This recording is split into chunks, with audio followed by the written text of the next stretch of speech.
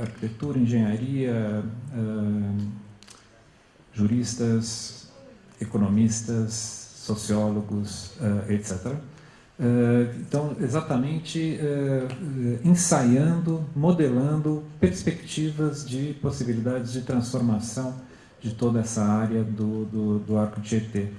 E a gente vai trazer aqui a público para a gente justamente debater uma síntese de algumas propostas iniciais, que na verdade foram conceituações do que poderá vir a ser todo esse território, para que depois a gente possa elaborar um termo de referência preciso que norteie as modelagens futuras. E uma dos ensaios que aparecem em vários desses proponentes é exatamente o fortalecimento de algo que já está desde o passado da cidade, né, de um eixo monumental, sinalizado pelo encontro da Tiradentes, Avenida Tiradentes, com o Rio Tietê. A Ponte das Bandeiras sempre foi um marco referencial, o famoso eixo norte-sul, que vai ligar depois com a Anhangabaú, e depois se dividir nos eixos da 23 e 9 de julho. E é justamente algumas propostas, o reforço de um conjunto, é uma área onde as 3 esferas de governo, municipal, federal e estadual, são proprietárias de terras, de muita terra, e onde a gente tem uma série de presenças de equipamentos de grande impacto e importância, não só para o município, mas para toda São Paulo, o próprio Campo de Marte, Sambódromo, Anhembi, rodoviária, Museu de Arte Sacra, o Franco Zaccari, Pinacoteca, Luz, Júlio Pré, Campari, desculpem a minha imprecisão, entre tantos, adentrando o Anhangabaú. A possibilidade, são inúmeros outros, a possibilidade de a gente imaginar ações, projetos que reforcem a monumentalidade desse conjunto de equipamentos que façam ainda mais sentido para toda a cidade. E a questão da outorga, né? A gente está, além dessas audiências, a gente empreendeu uma série de conversas setoriais. Por exemplo, ontem conversamos com os movimentos de moradia, anteontem conversamos com o Secov. Essas questões todas, por exemplo, de outorga e protocolo, surgiram lá, foram amplamente debatidas e serão, assim como as questões que vocês trazem, retornadas, elaboradas a partir dos comentários. Mas é importante a gente dizer aqui 2 coisas. Primeiro, as fórmulas de cálculo de outorga precisam ser, de fato, calibrados, mas é importante a gente aqui frisar qual é o princípio atrás da outorga. E qual é esse princípio? A gente sabe que, ninguém mora apenas numa casa ou num apartamento. A gente vive a cidade, a gente depende da cidade para que faça sentido a gente estar habitando esse lugar. Porque a cidade que oferece emprego, oferece lazer, enfim, tudo aquilo que vocês vivem cotidianamente.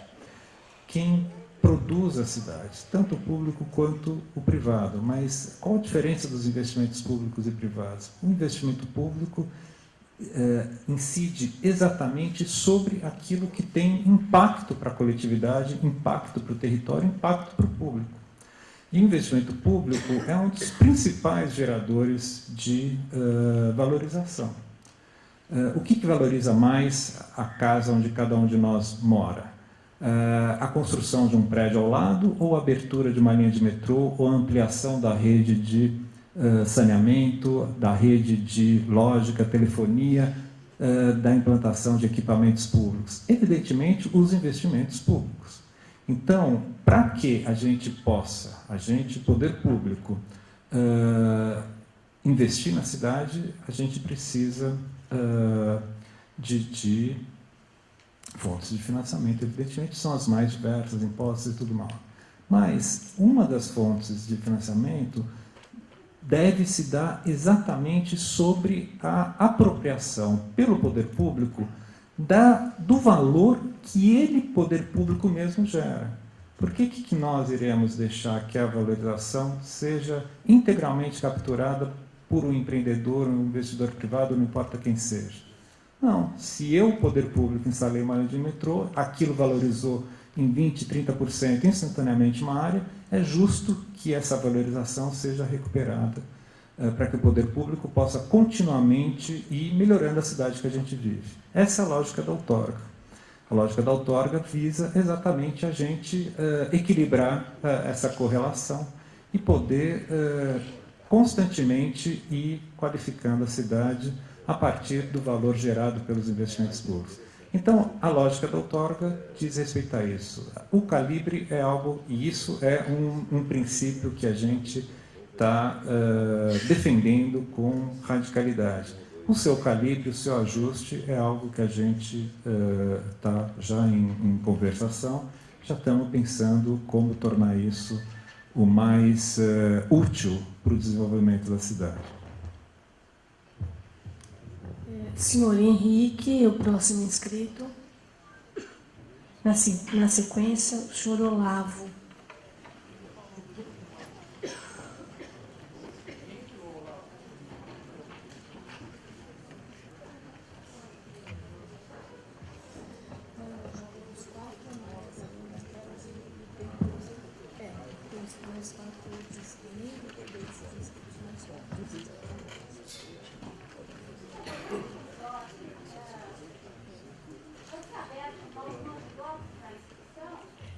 Então, eu acho que não vai dar tempo, porque nós temos aqui mais 4 pessoas que foram inscritas depois daquelas 20. Então, nós temos, no total, 24 pessoas que se inscreveram para falar.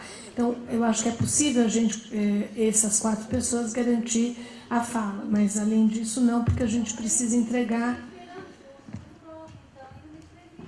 porque, de fato, são 22 horas, nós temos que entregar o espaço aqui... 10h30, talvez um pouco mais, consigamos, mas a gente não pode ir além disso, né? Então, a gente teria esse limite de tempo.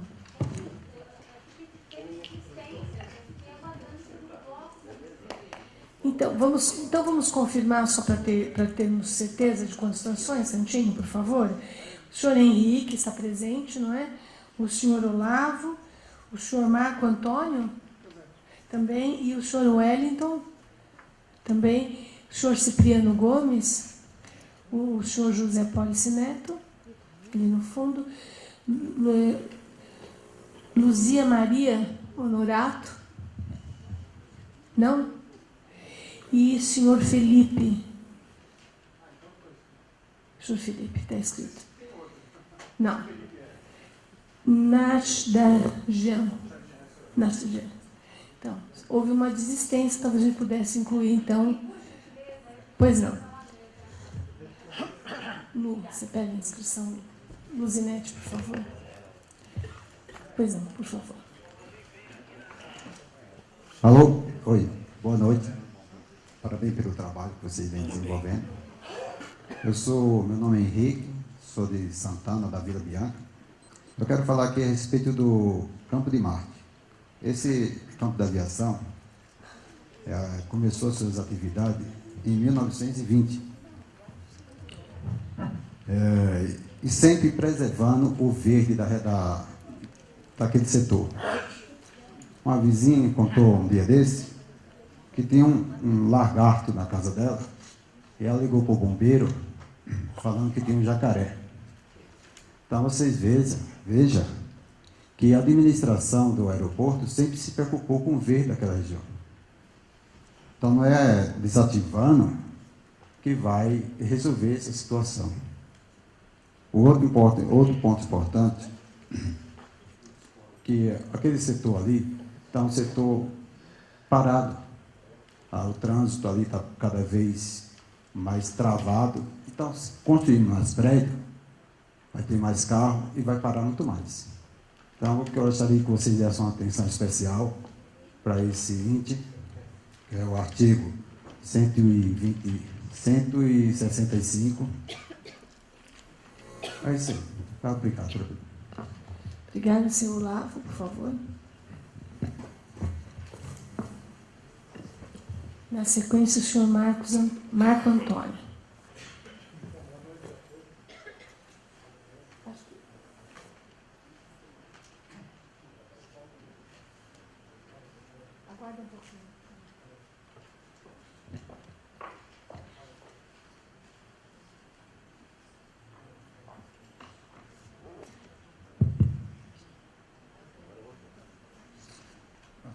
Alô, alô.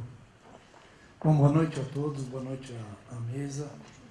Eu estive aqui na segunda-feira passada, acompanhando os trabalhos, quem eu parabenizo. Fiz aqui a colocação, infelizmente não tive o retorno, não tivemos o retorno das questões colocadas e sequer foram mencionadas.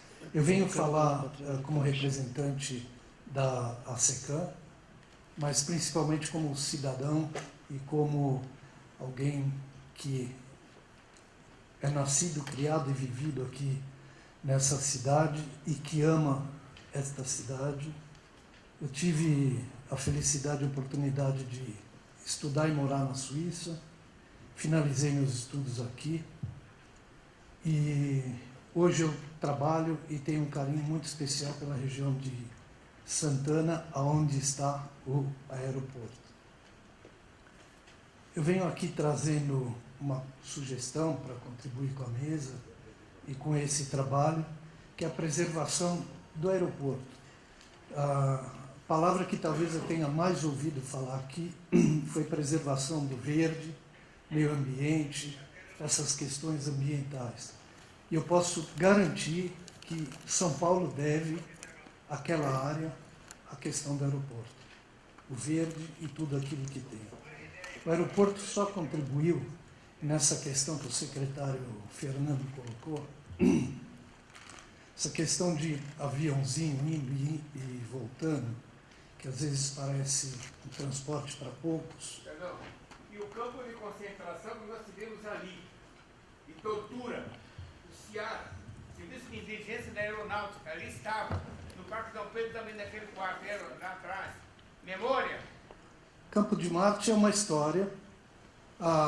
O aeroporto, para alguns, representa ali para a região o sobrenome da região, é o sangue do bairro, tem uma importância e um papel muito grande no modal aeronáutico.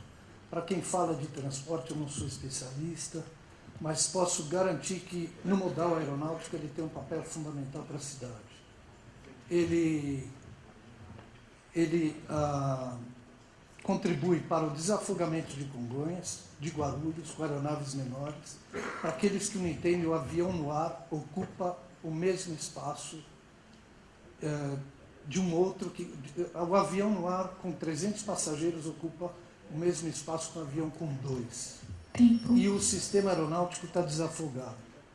Eu vou ser breve para encerrar, vou entregar aqui o trabalho. Eu só gostaria de ler o que eu vou entregar e a sugestão da mudança que nós vamos fazer. Bom, o artigo 65, que está por acaso inserido na questão do meio ambiente, ele diz o seguinte, na redação atual: buscar alternativas e criar condições para a desativação da aviação de asa fixa no campo de Marte. Isso significa o começo do fim da aviação. Conclua, por favor. Estou concluindo. A nossa proposta é buscar alternativas e criar condições para manter e garantir de forma segura a aviação de asa fixa, aviões, e rotativa no aeroporto Campo de Marte, respeitando as regras de preservação do meio ambiente. Justificativas é que o aeroporto do Campo de Marte é o aeroporto que mais conecta cidades e municípios, levando e trazendo riquezas e investimentos. Tem um papel fundamental para desafogar os aeroportos de Guarulhos e Congonhas, atendendo empresas de serviços aeromédicos, salva-vidas, táxis aéreos, escolas de aviação, malotes e de aviação em geral. E garantir o verde e meio ambiente na região de forma útil, gerando empregos, desenvolvimento, lazer, cultura para o bairro e vizinhanças. Obrigada. Por favor, senhor Marcos. Desculpa, é Marco Antônio. E na sequência o senhor é Wellington, por favor.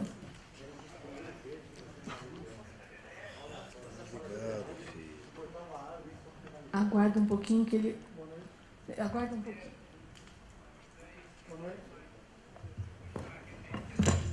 Boa noite. Boa noite a todos e todas. Meu nome é Marco Antônio.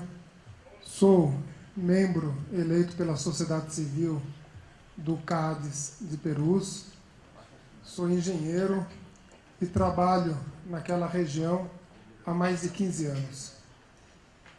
No que se refere a planejamento urbano, eu gostaria de compartilhar que, desde 2001, a gente vem pensando sobre Perus, sobre o desenvolvimento sustentável daquela região do município de São Paulo. Naquela época, talvez até de forma precoce, porque estavam iniciando os debates sobre o Plano Diretor Estratégico de São Paulo, que veio se consolidar em 2002, mas naquele ano, a antiga administração regional de Perus, que depois virou subprefeitura de Perus, promoveu uma série de oficinas e, nessa sequência de oficinas, foi desenvolvido um mapeamento participativo. A gente acabou elaborando, se não me falha a memória, 10, 11 versões desse mapa participativo, né? E esse mapa realmente começou a mostrar quais eram os anseios daquela população para o desenvolvimento daquela região. Desde essa época, eu garanto para vocês que em pouquíssimas oportunidades eu deixei de participar de alguma oficina, de alguma reunião, de alguma audiência ou de alguma devolutiva referente a planejamento urbano de Perus. Tá? Digo isso não para dizer que sou especialista em urbanismo, mas para afirmar que alguma leitura sobre o que a população de Perus quer na região, a gente pode ter com certo grau de certeza. E mais do que isso, nesse caminho de 12 anos debatendo o plano diretor, a gente acabou conhecendo uma série de moradores, de técnicos que são engajados, que realmente estão ali pensando sobre soluções para o desenvolvimento sustentável de Perus. E uma turma de moradores e técnicos, que inclui geólogo, inclui urbanista, inclui engenheiros, inclui arquitetos com outras especialidades, se reuniu nesses últimos 10 dias